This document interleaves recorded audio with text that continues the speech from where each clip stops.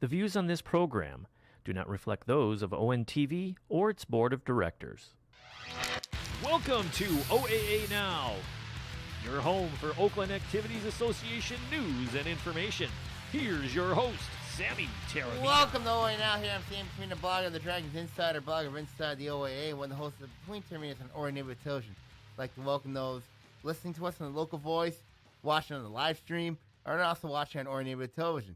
You know, it feels like it's been a month since we've had a podcast. It has been a month. Mm-hmm. The OAA preview shows were done. The football preview show, we do it in the studio. And there's 3 of those act as our podcast for the last 3 weeks. So it's been almost 4 weeks. This is the 4th week since we've been in the studio together. Yes.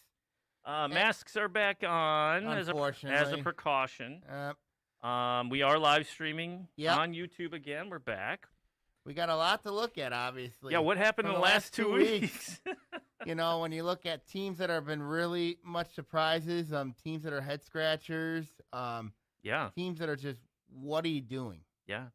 And the other thing, too, is, you know, I've talked on this show many times. My son goes to Lake Orion High School. He runs cross country. School starts today in Lake Orion. A lot of the other schools started last week. So there's a lot of excitement in the air. Kids back to school. Sports kind of kicked it off. It seems like it was so early. And it was kind of nice. It was weird. 2 weeks before school starts here in Lake Orion, at least, there was a game. Yeah. Right?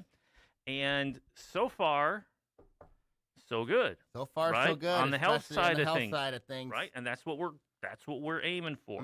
So far, so good, and we've had some great games. Yes, we've had. I mean, like, some teams that I've been really impressed with, some teams that I've just been head-scratching with. Obviously, some teams you need to apologize to. Yes, and I do. Before we start, I like to wish an apology. Oh, wait. I have to play breaking news. Yes. For the people of the Royal Oak community, I like to apologize to your football team for whatever for, Sam. For having you guys go 0-9 this year. The fact that you picked up a big win at Ferndale 2 weeks ago. In week one. You need to score with 23 seconds to win that game. And they did. And then everybody at Royal Oak was really happy, and I got bashed on Twitter because of it. They should be, and they should have. And they did. And I got what I deserved. So yeah, congratulations to Coach Ray McMahon, the Royal Oak Ravens. I sincerely apologize for projecting you guys to go 0-9 this year. That's funny. So, but that's a big win. Yeah, I mean, that's a nice win, and the way they won. With 23 seconds left in the game. Guts. Yep. Right? No quitting that team. Right? You did what you had to do, and they did it. Yeah, but then last week against Troy, they went back to normal a little bit. They were shut out 21-0. Yeah, but Troy has shown improvement. I just don't understand. You keep shaking your head. Sammy. People have asked me about Troy. I mean, like, you know, should they? I mean, they're 2-0. They haven't allowed a point yet this year. And then now that opens up another question. Which blows my mind. Look at Troy's school size. They got a big school enrollment. Should they be playing against teams that are in the red compared to playing in the blue? If it has to do with wins and losses? Yes. No. Historically, I know this team's been pretty bad. You know what I mean? I know in the 1990s they were really good. Yes. And then... But what have we seen over the last 3-4 years? They've really struggled. I think the game that changed their whole season was last year's postseason game when they upset Bloomfield Hills. You know, remember that one where they upset them? I mean, like, they kind of found something there. Now, a lot of those things have to do with both the Block brothers and Darius Whiteside, obviously. Yeah. So that's the big reason why Coach Chris Frazier's team is off to a 2-0 start. And what else are they finding? They're finding a defense. They're finding an offense. They're finding the end zone. We saw before, I mean, their offensive struggles were just But a lot of that's legendary. the Block brothers. You know what I mean? Especially Ethan Block. I mean, like... Which is fine. That's their team, right? Yeah, that's most of their team. I mean, like, you know, the Darius Whiteside is another one as well. Max Stromberg has some really solid quarterback. I mean, like, so when we really look at Troy, I mean, they're off to a surprising start. I mean, head-scratching start. Good for them. And when you can find a win, you take it, right? I mean, like all the coaches we talked to prior to the regular season, what they say? Mm-hmm. You play the schedule that's laid before you. Right. Right? And it's up to you and what's inside here to determine the outcome of that game, right? The other two teams that are surprising starts in that blue division, you got Troy Athens. They're out to a 2-0 start. Yeah. Knocked off I was shocked how they beat Ferndale 56-16 last week. They shocked Ferndale, and I couldn't That's a believe lot of that. points, man. Yeah, 56-16. That's nuts. I mean, couldn't believe it. I just couldn't believe they put up 56 points. Well, they did. And what was their score the previous game? I think it was 58-0 over Pontiac. So they're putting up points. Pontiac, we know what they're dealing with. And we have positive signs from Pontiac. Yeah, there is some positive signs going there at Pontiac, yes. Yep. So with Athens, 100-plus points in 2 games. That's not bad. No. And then, but they're going to get tested for sure this week when they play Farmington. I mean, like, that'll be really interesting. Yeah, the Farmington schools over there, North and Farmington and North Farmington. Interesting. You're shaking your head. One team is on a tear right now. The other team is not. Yeah. When you really look at Farmington, I mean, like, I know they had a lot of expectations. They were in the white last year. They took the lumps in their white. And now you're looking at, obviously, they're out to an 0-2 start after losing 17-7 to Berkeley last week. They took a 49-6 beating at the hands of North Farmington 2 weeks ago. I mean, like, do you think when you look at Farmington, the problem for them obviously is offensively? I mean, like, is Dominic Peschel the right guy at quarterback? Because they had a quarterback in Jalen Silver, who they converted to wide receiver. Do you think that if you're Coach Jason Albright, do you make the switch back to go back to Silver, or do you stay the course with Peschel? Well, it's more than one guy, right? I mean, your offensive woes are more than just one singular person, right? So, having to see and dig in detail, I mean, there's a lot of moving parts in the offense. You know that, Sammy. Would we say the most important position in high school football and any level of football is your quarterback? In high school football, the next is your O-line. If you don't have an O-line to protect that quarterback, because the experience level of that quarterback is key. Yeah, Farmington's had experience. I mean, they got experience. But if you don't have an O-line that can get that push and get that protection, you can be stellar all conference all day long, and you could still run the problems. Yeah, and I think, you think that's what's going on with Farmington right now? Well, if the offense is struggling, it's not just one person, unless he's like fumbling 10 times a game, and we know that's not the case. But if you're Coach Jason Albright, do you switch him back? Do you go back? I think it's too soon. I mean, believe me, Coach knows what he has, right? And do you risk doing that swap? Do you risk having your team go, oh, we're going back to something else? Does that mean we're giving, we're throwing in the towel on, not the season, but on the scheme and the preparation that we've been doing all summer long and getting prepped for the regular season? But I'm just saying to you, what I mean? You need to find a spark. I mean, like, You do, and sometimes when you make that swap. Do you think that could be? But if he's their best athlete. Peschel's only Peschel's, played JV last year. He's their future quarterback, obviously. Yeah. Do you stay the course? Yeah. Well, we talked about underclassmen quarterbacks on the varsity level. How many games does it take roughly to get your feet set? Three, roughly 3 games. I mean, he has some experience last year. He played some. I mean, like, obviously. But yeah, but it's when you're the guy and it's on your shoulders all, full time, it changes it slightly, right? I mean, that's a big change of, I was in and out in situational instances. So I say they stick with them.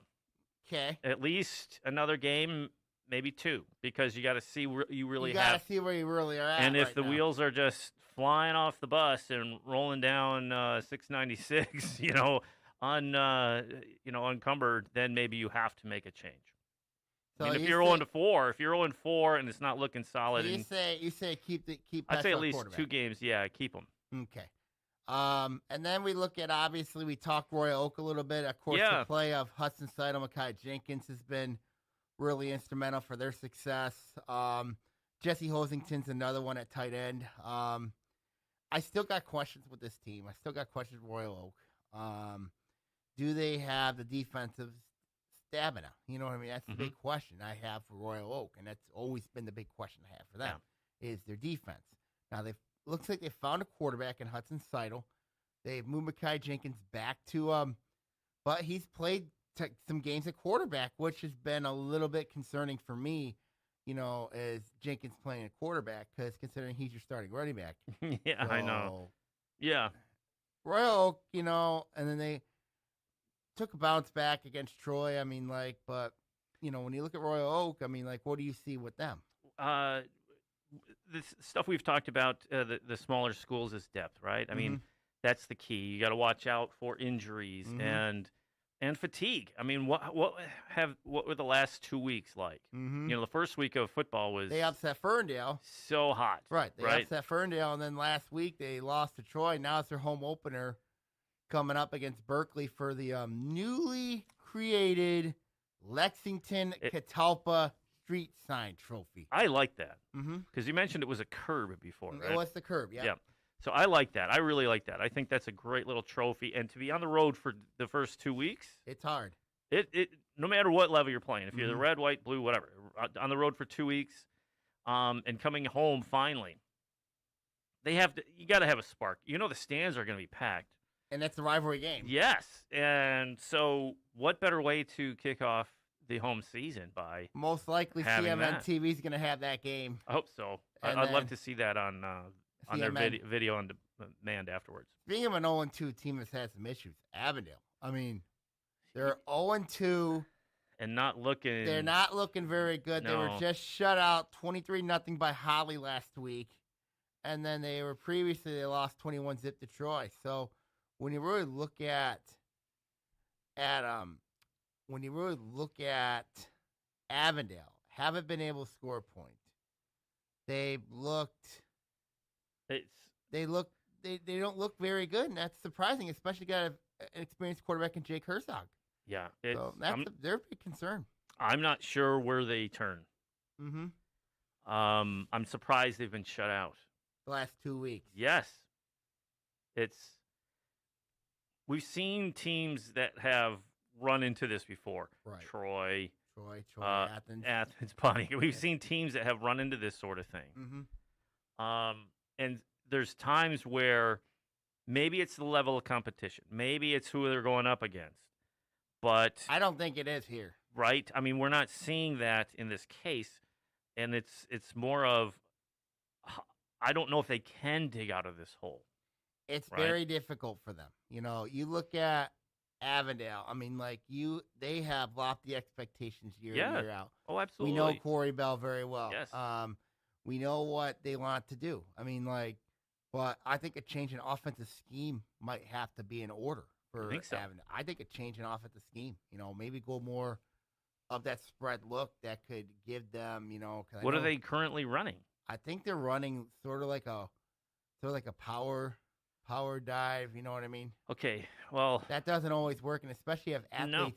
You have athletes, what Avondale always has, you know what I mean? Why not change up the offense a little bit? And what are the numbers like for them? I mean, I don't remember. They're not a deep team. Did you chat with Avondale? I did chat with Corey Bell, yes, about it, and I did have some concerns with them coming in, particularly up front. Well, especially up front, if you're running a power, if you can't push, you're not gonna win. No, and if it's run heavy, and we saw this with Oxford under the late stages of Bud Raleigh, when they didn't have that push, right? They struggled mightily. The Wildcats had a difficult time, and we've seen teams, like you said, there's teams moving to a veer. They're spreading it out, giving lanes and gaps for then ISOing their designated athletes, right? And say, here.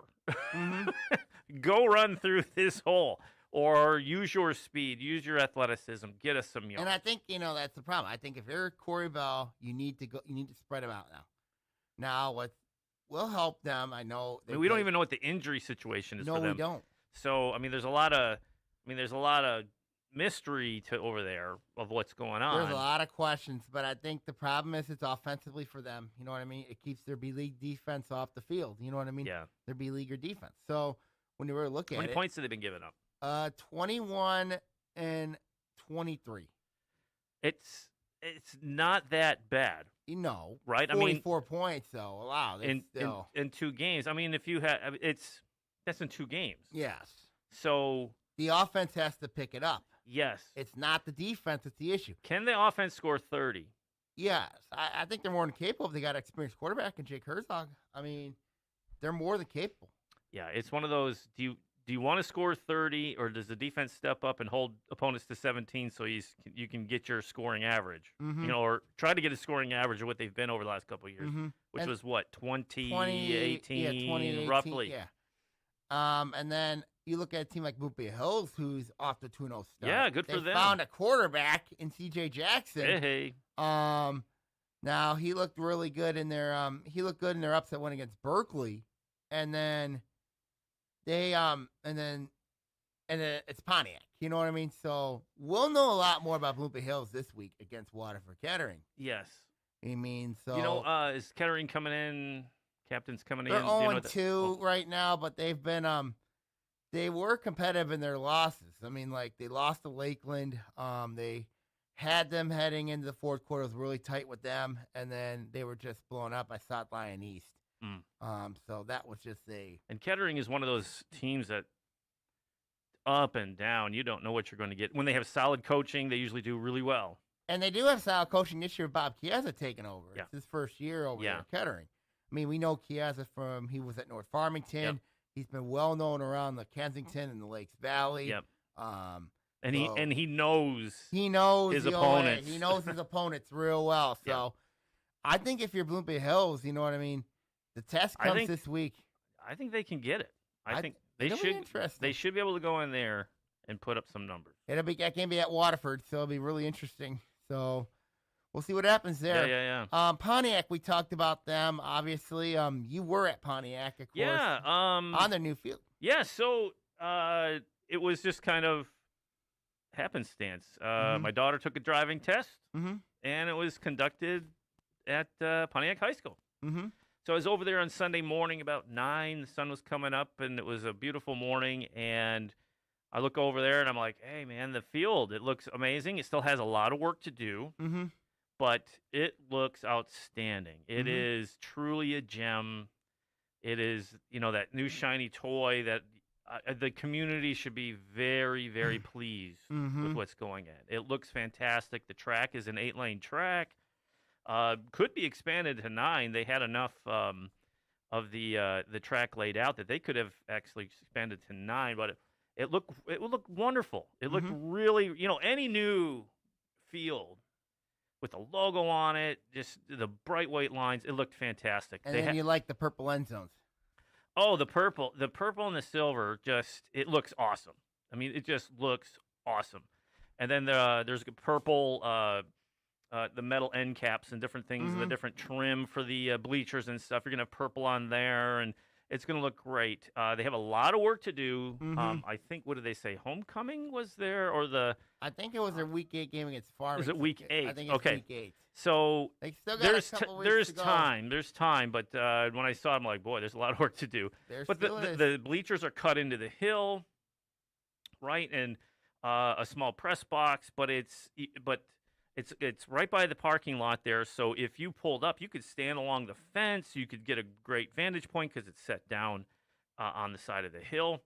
It looks great, and the baseball and the softball facilities that they're putting in there, the two main, the varsity fields, they look great. The practice field is being seeded and watered. I'm really, really excited for the Phoenix to have host a home game right on campus. It's fantastic. And you look at Pontiac, even though they sit 0-2, but there was a lot of progress made from week 1 to week 2. Even though they lost 41-6. Those 58-0 they lost week 1 to Athens, and then 41-6. You're looking at they're scoring points. Yes. And then they're getting they're lowering that points against down, and that's a good sign if you're Coach Ken Wade. Yep. In that Phoenix, With a Phoenix, they're being judged on a different methodology than most. Right. And improvement and play and competitiveness, and that's what we're looking for and hoping for. Yep. And pulling for. So yep. It's exciting to see that they got on the scoreboard, which is good. Mm-hmm. And moving forward. Ferndale's an odd team. I mean, obviously, when you look at them, they lost 35-28 to Royal Oak, and then they lost 56-16 to Troy Athens. I know they're very young. They got 4 returning starters. They have 4 seniors on that team. Only 4 seniors. So, well, that bodes well for them moving forward. For them moving forward, but this year though, I was surprised with how much struggle that this team's been through. You know what I mean? This team's really been struggling. So yeah. When you look at Ferndale, just little head scratch to your coach Eric Royal and his team. Owing to need a spark somewhere. We'll see what happens going forward with them. Let's go from the blue to the white. Obviously, if there's a couple teams that have your eye, obviously Adams, North Farmington, both teams have been just on tears. Adams 2-0 starts. Adams coming up that shocker against West Bloomfield in the Swamp. 35-17 2 weeks ago, and then looking good. And then they beat Oxford 24-10. So when you look at Adams, this team, wow, experience obviously. Mm-hmm. I remember talking to Joe Johnson a couple weeks ago about Parker Picot. Of course, we know what he's more than capable of doing. Besides that wide receiver, of course, he's their starting quarterback now. And you look at that team. Obviously, they found a wide receiver in Brady Prescorn. Adams looks the part. They look legit. Tony Petrino's got that team rolling. Yes. The Veers on ice right now, which has been really good for them. Which is dangerous for the defenses, right? Obviously. So when you look at Adams, where's the limit for them? Oh boy. I'm not even going to say they're playing above their weight, or punching above their weight, because they can get better. They can get better, and they're good and solid right now. Mm-hmm. And you're just hoping stay healthy. I think the play of Parker Picot's been really huge for them. Obviously, Yeah. They're gonna win a lot of games. Yeah, I expect they're gonna win a lot of games. The win against West Bloomfield week 1 in the Swamp. Yep. Defending state champions. Wow. When I think you sent me a text going, boom. You hit me with a text going, guess what happened? I was like, oh my. Wow. Right? Mm-hmm. And that was an eye opener. Mm-hmm. Could they be the next Stony from a year ago? I think they got a shot. But they got to shore that defense up a little bit, for them to be the next Stony. Yeah. But Adams, we know who they are. They're scoring points. Yes. But we know who they are. That's true. And you look at, of course, with what Adams has been doing, you got to look at what North Farmington's been doing. They put up 49 against Farmington. Yes. 44 against Lake Orion. Yes. Which was insane. And they did it easily. At least it especially seemed, with the play. Yeah. And you got to look at, obviously, 3 guys. Ryan Shelby has groomed in at quarterback. You look at Jasper Beeler. You look at Aaron Rice. Rashawn Matthews has had had his moments. But when you look at what Coach John Herstein's done with those 32 players he's got on his roster. Yeah, and 32. Yeah. That's it. This is classic vintage Harrison. This is classic It feels like it, doesn't it? It is. It feels like it. It kind of feels like, that the Hawk effect has really taken over at North Farmington. 32 personnel to pull from. Mm-hmm. Lake Orion is double that. if not more. Right? And it was a complete blitzkrieg. It was crazy. I was shocked. I was really shocked. I mean, we knew it was going to be competitive, but my goodness, I didn't think it would have been a running clock at one point. I mean, like, it was that game with Lake Orion, it was head scratching because the fact that they had him on a 3rd down and 16 play, and they go for 61 yards, and Lake Orion was catching up all night. Yeah. And North Farmington just went blow after blitzkrieg after blitzkrieg after blitzkrieg. They were throwing haymakers. They threw haymakers. And Lake Orion was taking it. Right. They didn't throw any back. They couldn't throw any back. I mean, they got it within 14-6 after touchdown by C.J. Witt, but they just couldn't. Yeah. You know, and then you get a 60-yard run play for a touchdown, which was. What do you say that when the team's going downhill in a good way, they're using that momentum? They had momentum out of the gate. Everything went right in that game for North Farmington. Everything went right, and for them. And Lake Orion just didn't have an answer. Yeah. Didn't have an answer. Well, Coach Corliss did call. Oh, did he? Yeah. So, yeah, we're trying to get a guest on during the regular season. Doug Corliss, the voice of Dragon football on Orion Neighborhood Television. So we'll see if we can get him dialed in here. So I'm trying. Yep. All right. We got him on. Let's see here. It's ringing. But yeah, Doug in his 11th season with ONTV is the TV announcer for us. Let's see here.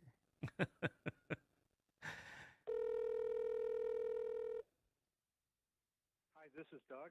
Oh my goodness. Well, we know where he lives. He lives just around the corner. It's no big deal, right? So we can always get him in, but he's always a good resource for a lot of the history of, around the OAA. He's been around the OAAs for so long, as a special teams coach, right, for Lake Orion Dragons, and announcing games here at ONTV for now it's 11 years.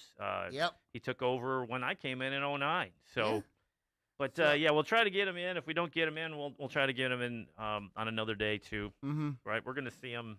Yeah, he's around. He's a longtime volunteer. We'll get a hold of him. We'll preview the Lake Orion Oxford game next week. Oh yeah, that would be really interesting. That would be a good good time to have him back on. Yeah. The speaking of North Farmington, we talked about them, obviously, what they've been going through, obviously.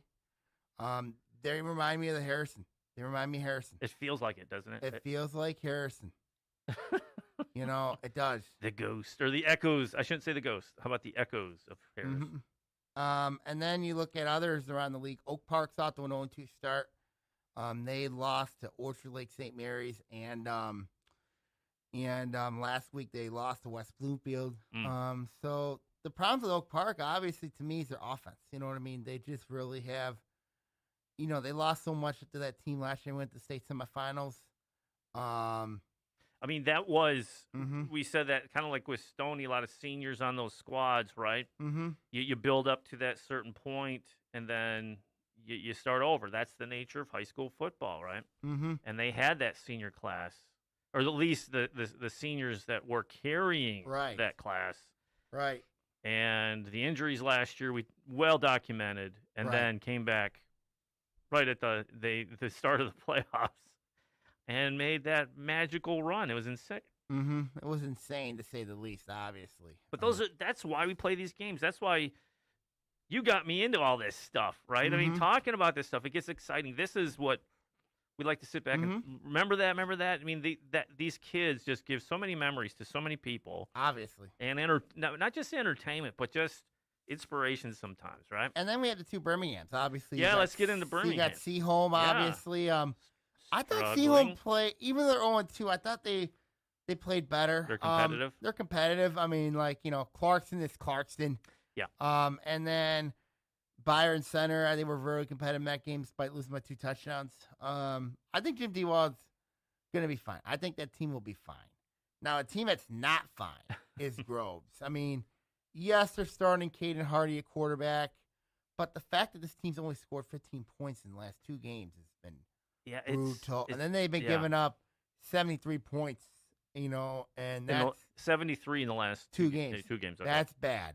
So when you were look at the problems Groves has, did Groves make the right choice going Hardy at quarterback? And their defense has been getting just absolutely tortured.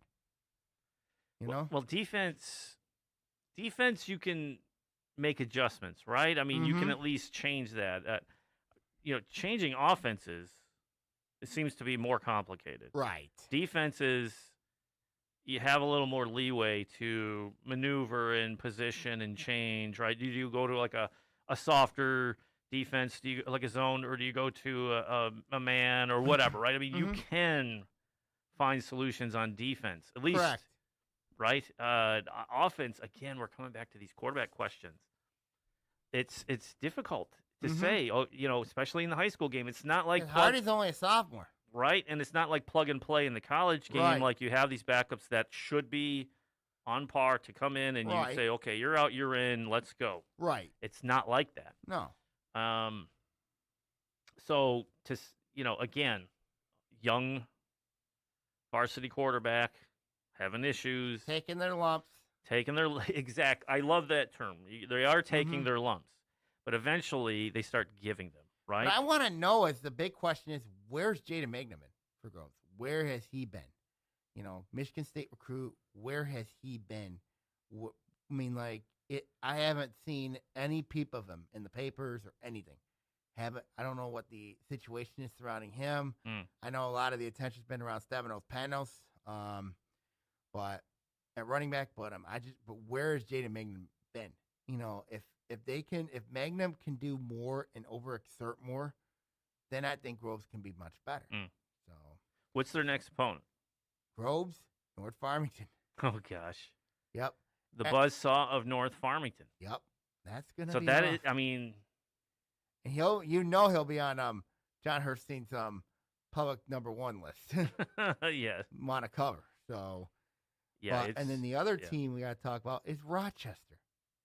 Eric Vernon's team looked really good against Macomb L'Anse Creuse North. And then they had that heartbreaker on the Falcon Frenzy game to Stony Creek. Yeah. Now, I don't understand why they had a Falcon Frenzy, but it is what it is. What? It's a community thing. Yeah, I know what it is. But it always feels like, when Rochester plays Stony Creek, usually at Rochester, bad things happen. And this game here, Rochester was down 7-0 most of the game. Stony Creek tied it up 7. They lost. Stony Creek go 61 yards, end up getting a touchdown with 30 seconds left. And then that was sounds like a good game. It was a really good game, right? But I want to know is what the heck happened here. Rochester had experience. They have experience on their side. Alex Bueno, Preston Schroyer at home. You know what I mean? And yet, how did they lose this game to a team that virtually only has 4 starters back? But does it say something about Rochester? Or does it say something about Stony? I think it says something about both teams. Stony Creek, they got a defense. We know that. We know Gary Griffin. Yes. The defensive coordinator. Yes. But I was shocked how they shut down Alex Bueno, especially with all that talent they lost. Stony Creek had that game. They could have put that game away in the third quarter. They had they could have scored 2 more touchdowns on there, but they didn't. So, first 2 games in for Rochester. Looking back to last year, was that a fluke? Or do you think they are building something? Because sometimes these undefeated seasons, we've seen them. It's like out of nowhere. Yeah, but and then sometimes can you sustain it? That's the big question. I think we're not looking at undefeated every year. You're looking at the jury's still out on Rochester. The jury's still out. Their 2 losses last year. Their 2 losses. One was to Adams, of course, in the postseason disaster there, and then the other one was says something about Creek. Adams, right? Says something about Adams, and then Stony Creek. We know Stony Creek's still very good. We know that they have a program there for sure, and their coach Nick Merlo. So, so for Rochester, for me, the jury's still out on them. But they're going to need a good performance against Seaholm, this week if they're going to do some things. Yeah. Now let's go from the white to the red. Okay. So are things shaping up in the red the way you thought they were? Week 1 went, whoa, Well, Stony Creek at 2-0. That's a surprise a little bit considering they lost so much talent and all that. But they haven't played. But they haven't played the Red. They haven't played the Red yet. Yeah. They will certainly be this week. But Stony Creek's off to a good start. But doesn't it seem like Stony is well positioned to be more than competitive in the Red? I think they're well positioned to be more competitive in the Red because they found a quarterback in Jacob Best. They have figured some things out. I mean, defensively, they're solid. They found an identity. They found like some sort of scheme where basically, if you watch the Lake Orion game from 2019, that's what they're going to have to do all season long. Work the clock. Work the clock. You know what I mean? And and if they do it when they do it well, watch out. There's no answer. Right. I mean, there's no answer. They do not give up the ball. No. They don't hurt themselves. Right, and that's the thing. And then discipline. And then you look at a team like Clarkston, you know what I mean? Like, we know that they don't make a lot of mistakes. They don't make a lot of,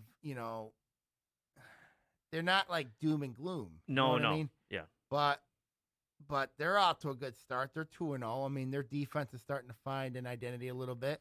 Yeah, Mike DePillo. Go ahead. Mike DePillo and Ethan Clark have both looked really good for Clarkston. See, and that's what I was saying.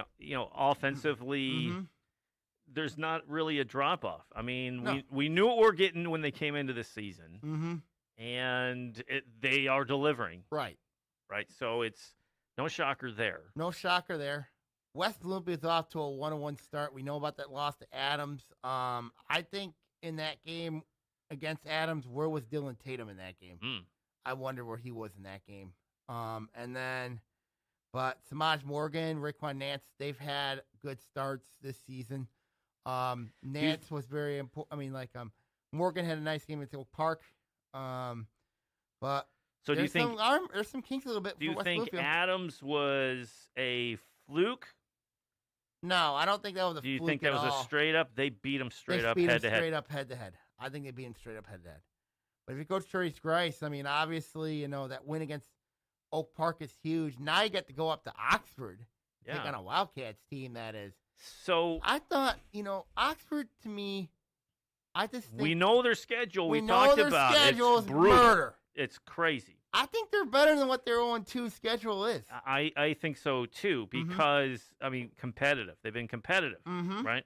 Yes, we knew they're going up against teams that are going to be very difficult. Yep. Right out of the gate. Yep. And it doesn't let up. No. It's week after week after week. It's week just a after murderer's week. row, Yep. as Coach Lyon was saying.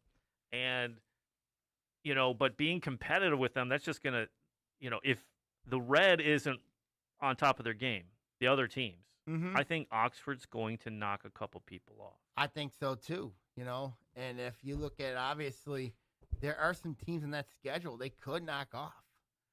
I mean, and what's the big game coming up in a couple weeks? They got Lake Orion coming up a couple weeks. That at looks to be a really interesting game.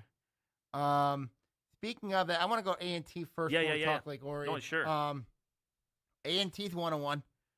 Knocked up Detroit Cass Tech, but then they blew out Groves. I don't know if I could look at A&T and say, is this what the A&T we expected with that Marshall quarterback? Or was Groves that bad, last week against Groves, that maybe it's a one-off. Maybe that, A&T took advantage of a really young Groves team. Yeah. So I don't know how to judge that. With Groves, I mean, what did we They got 40 points against them, against Dexter, and then 33 against A&T. Go Dreads, A&T, of course, was blown up by Detroit Cass Tech. And then they were blown up, and then they knocked off Groves the way they did. So A&T, I have a feeling Groves is limping, right? Just like you said, and that. But then, what does it say about A&T? Obviously, you got Isaiah Marshall there. You got the running game still a question mark. Obviously, I mean they got two good receivers.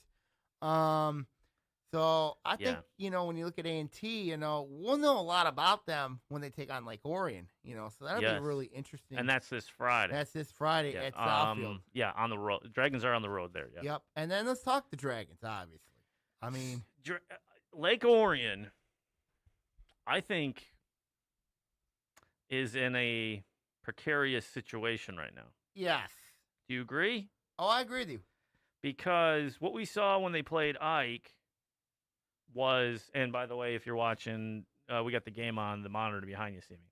Yep. But a little atmosphere, a little game action going on. So when they played Ike, they looked solid. But we're starting to look at Ike and go, maybe Ike wasn't as formidable as we thought. And then you look at what happened last week. North Farmington when takes they got them to the woodshed. Tortured. Yeah.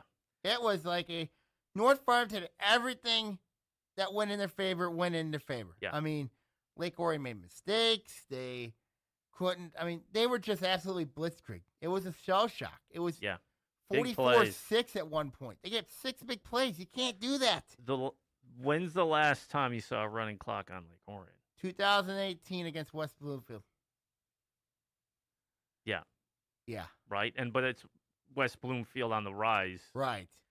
You don't see it that often. No, not against that. Not against a but also it comes down to question marks here for Lake Orion is, you look at, obviously, this is a team that relies a lot on time possession football. Yes. And they rely on controlling the clock. Now, when I looked at the stats, they controlled the clock. It was 28-19 based on time of possession. Well, that's easy to get time of possession advantages when they're dropping bombs for a 60-yard two-play drive or a 70-yard, whatever it was. But the defense just did not look good against North Farmington. Not at all. Big plays. And that was the one thing you cannot do against North Farmington. And they did it, was they gave up the big play. Yep. And that's what happened. Yeah. The defense has to find, I'm not saying go back to square one, but they've got a gut check that they have to shore up these big play problems because everybody in the OA Red is looking at what happened at North Farmington going, okay, big we know play. what to do. If you have a capable quarterback. Like A&T's got Isaiah Marshall. You look at, of course, Oxford, Brady Carpenter. You look at with Clarkson, Mike DePillo. You look at West Bloomfield, Raekwon Nance. Capable quarterbacks. I mean, like when they play Celine, you got to deal with capable quarterbacks. With Carr's grandson. My God. Capable quarterbacks. Mm-hmm. They'll torch them. Yes, and that if you're defensive coordinator Rick Powell, you're going to have to short things up, especially in that secondary. Yes. Because that secondary, I had big concerns with coming in the year. And they did not look very good in that game against North Farmington. And that is a, like corner and the corners is a difficult. I mean, that's one of the most difficult positions on the field. And right? Offensively, for Lake Orion, you can't just rely on C.J. Witt to carry the team. You cannot, and, he was basically their whole offense against North Farmington was, giving it to Witt. You got to get more players involved. I know Billy Robertson was shut down by North's defense. I mean, but still, you need to get more people involved in the offense. I mean, you can't just rely on C.J. Witt basically carrying your team. But the situation, too, with North Farming could have been that was their only option. Right. Because their offensive players were covered or, it's we've seen defenses. I've been wondering when you where have Dorian a really Hill's at. Say that again? I'm wondering where Dorian Hill's at. You know what I mean? Because we know he's been a very good player. Yeah. He's been talked about, you know what I mean? But last 2 games, he really hasn't been that existent. Yeah. And, if North Farmington's defense is that stout, you run into a defense that is actually legit and can shut you down and you have no answer, the only thing you can do is hand it off. What are you going to do? It's one of those, do you have answers? Can you make adjustments? That's the thing. You know what I mean? It was just a lousy matchup. It was like a perfect matchup. storm. It was a blitzkrieg, perfect blitzkrieg for Lake Orion. I mean, that was the one that that was just. It's hard to believe. I was absolutely shell-shocked down the sidelines on Friday night, just looking at what the heck's going on. But looking ahead to A&T, Isaiah Marshall, more well-known quarterback than Ryan Shelby is. Yeah. So the Dragons have a lot of work to do. Yes, they do. Yeah. They have a lot of work to do. Let's go to these pick'em games, obviously. Sure. We're at 45. Okay, let's do some pick'em games. Harper Woods, oh yeah, you forgot about Harper. Harper Woods are off to a 2-0 start. Obviously, they've been putting up 55 and 58 recently. They are heading to Orchard Lake St. Mary's to take on the Eaglets, of course. Okay. OLSM put up knocked off Oak Park 21-16. Harper Woods, this is going to be their toughest match for the year. I think when you look at the Pioneers, I mean, like, you know, they're rolling people, but their schedule's going to get tough from here on out. I mean, they still got to play. They still got Notre Dame Prep on the schedule. They got to play Warren De La Salle. I mean, like, it's a brutal stretch for and Harper for those Woods. who aren't aware, the Harper new Woods addition will be the new addition next year to the OAA for football. They'll be in the for boys and girls. It'll be for basketball, all winter sports this season in the OAA and also in the spring as well. So yeah, you know, so when you look at Harper Woods, you know, that matchup with Orchard Lake St. Mary's, daunting task. It's daunting, but I think you'll see how they pair. Because we've seen Orchard Lake St. Mary's enough, especially with OAA teams playing them over the years. And George Port's final year. Oh, well, geez. So they're playing Inspired. Uh-huh. So we've seen them enough to know what they're getting into. And I think we can have a decent comparison once that game concludes to say, okay, how would Harper Woods potentially match up with the current slate of OAA teams? So you think they got a shot to knock off OLSM? I think it'll be competitive. If they can put up 55 and some change a game, if you come back to averages, right? That means we'd probably be in the 20s, mid-20s, high 30s, or low 30s. I think they have a chance to knock them off. I think if you're Coach Coach Olden, obviously, it's going to be a really tough game for them. I think it's going to be – I just think Orchard Lake St. Mary's is a little too much for Harper Woods. It'll be a good game. Shootout tight. I think it'll be a shootout. I think it'll be I think points are going to be. I think it'll be 42-35 type of game. Yeah, me too. Harper Woods, we know they got a very good quarterback. But I just think Orchard Lake St. Mary's is going to do just enough. I think it'll be a 49-42 game. I'm going to take Orchard Lake St. Mary's. 49-42. All right. I don't know if it'll go that high. Yeah. I liked your first number first. I think 42-35 or something like that. We'll see how that goes. Yeah, but it's going to be it's going to be a game like that. There are going to be a lot of points. Should be entertaining. Let's go to the blue. We got Bloomfield Hills and Waterford Kettering. That'll be a really interesting game. Obviously, we know what Bob Chiesa likes to do with Bloomfield Hills. Do you think the Blackhawks get tested by the captains here in this game? I don't know about tested, but I think they can pull a W. You think going to Waterford and pull it off? I think they can because DJ Jackson? Big reason, quarterback? Well, that and also the captains. New regime, new look, and it usually takes them a couple seasons to kick the tires to get moving. So, yes, a combination of those two. But I think they can go in there. It's going to be tighter than you think, but I think they're going to take it. I'm going to go with Kettering because Bloomfield Hills, even though they got that win against Berkeley, which was the eyeball test for me, you know, they've got, but Waterford Kettering's played, they took Lakeland to the fourth quarter with their fourth string quarterback. Fourth string. Yep. And then you look at, obviously, I don't trust that defense. I still don't trust Bloomfield Hills' defense. I think Waterford Kettering is going to pound them up front. And I think and we know Bob Chiesa very well. When he stays at North Farmington, he knows Dan Laurier, and vice versa. So he knows the playbook. He knows their playbook.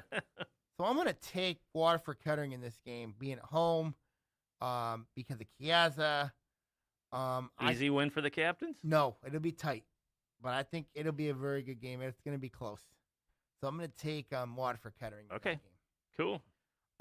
Next we go to Pontiac and Avondale. You know, this one here will be really interesting.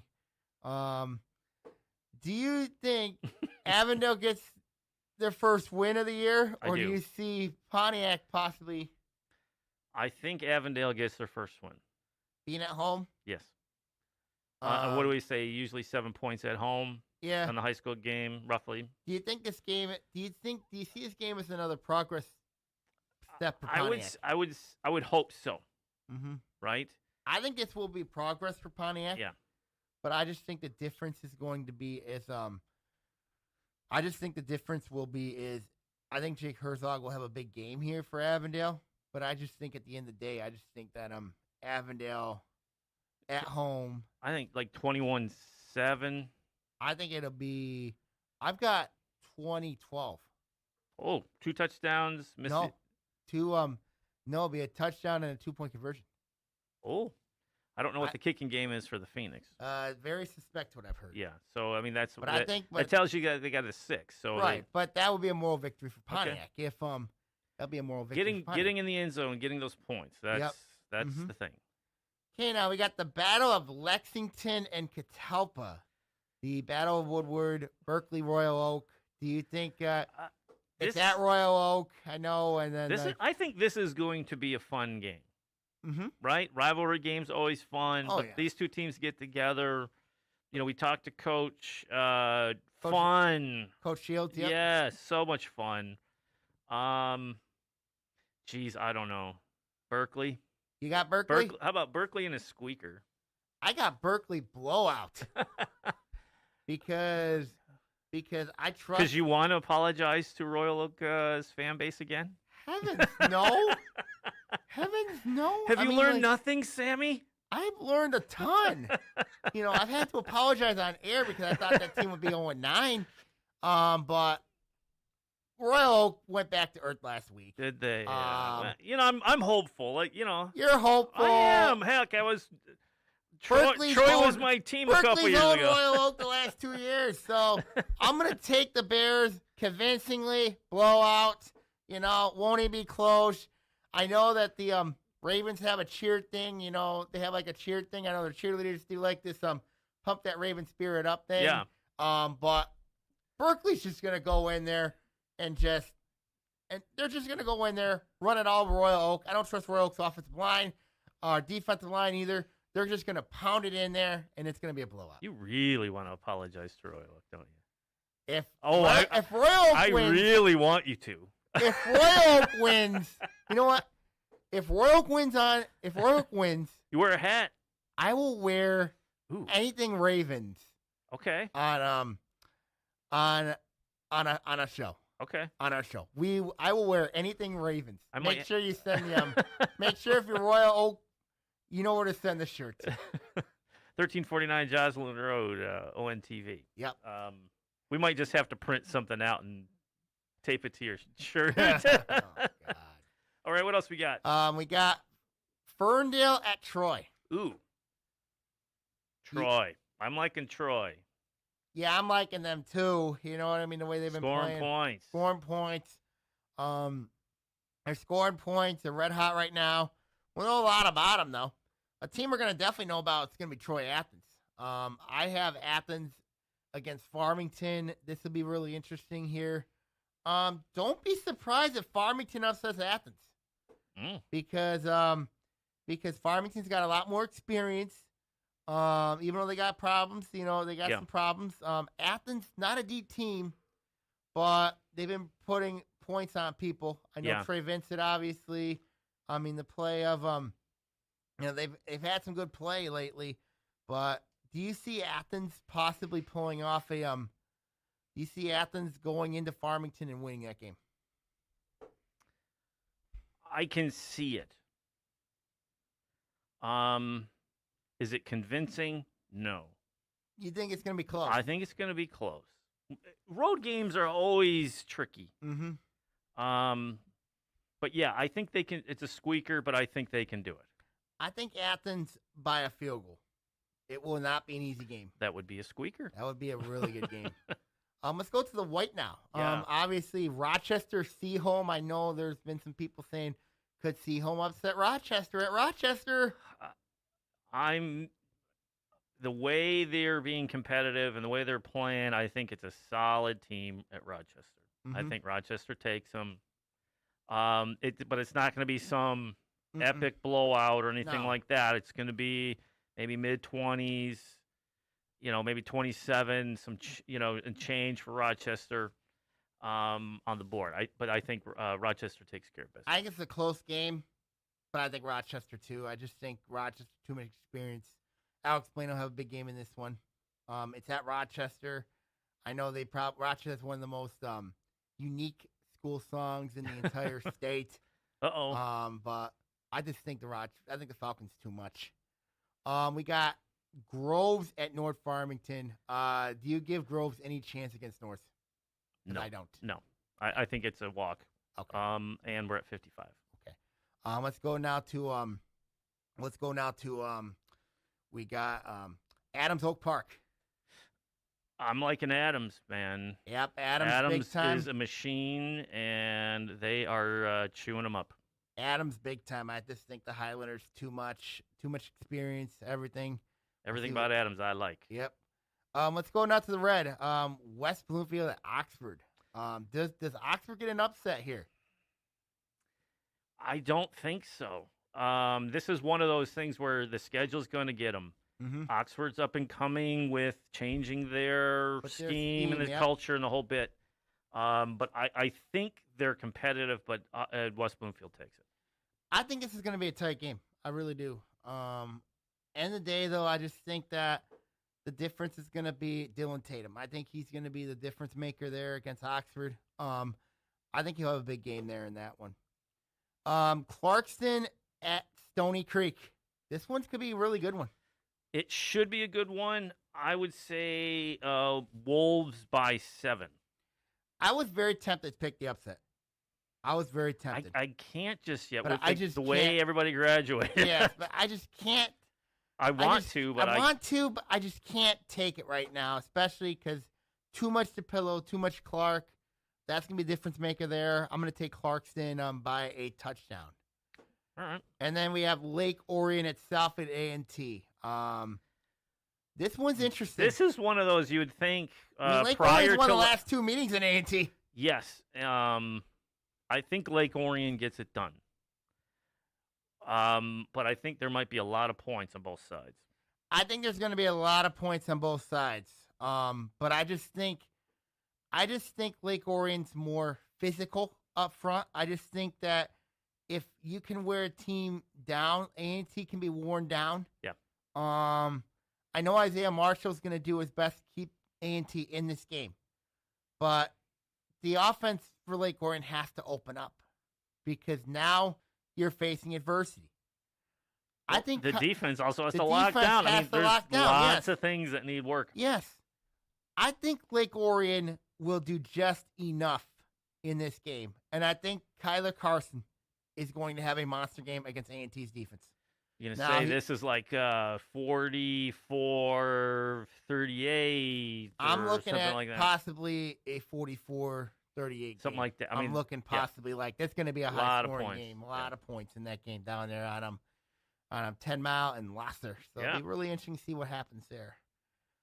Final thoughts, obviously, you keep an eye on the blog at see-me-blogspot.com. We've had a lot of coaching changes in basketball. Ooh, we got to talk about that next week. Talk that next week. We'll hopefully have Coach Doug Corliss on the podcast next week, so we'll see what happens there going forward. So we'll see what happens going forward there. Yep. All right, everybody, I'm going to sign off here. Take care, buddy. See you all next week, and God bless everybody. Thanks, Sam. Oi Now is produced by Sammy Taramini. The views on this show are his and mine alone. I want to thank you for tuning in every week on SoundCloud and Spotify and YouTube and all those good places. Thanks for tuning in. Oi Now. We love doing this show, Sammy, don't we? Yes, we do. All right, we'll see you next week. See ya!